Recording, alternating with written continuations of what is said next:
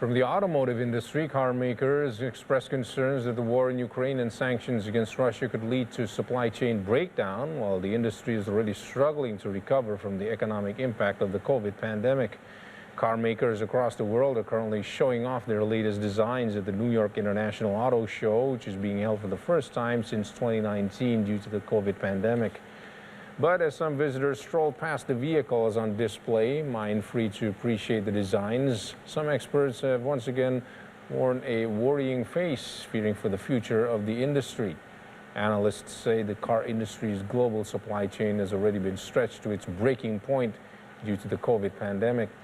Auto industry analyst of S&P Global Mobility says the conflict in Ukraine means 2.6 million fewer light vehicles will be produced in an already tight global manufacturing environment squeezed by pandemic shortages.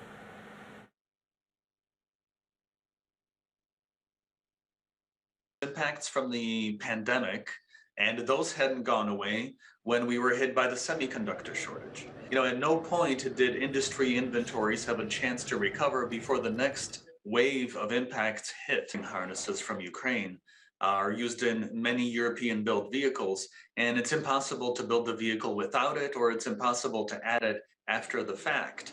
And then your operations around the world may be dependent on a Russian-supplied part or Russian-supplied raw materials.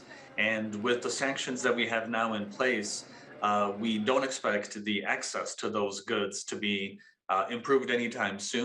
The Israeli army conducted raids in the occupied West Bank Monday in a wave of Israeli-Palestinian violence during the Muslim holy month of Ramadan. The IDF shared footage of its forces arriving in Hussan at night and entering a home. In a statement, they say this past Tuesday, an Israeli civilian was trapped in a violent riot instigated by Palestinians in the town of Hussan.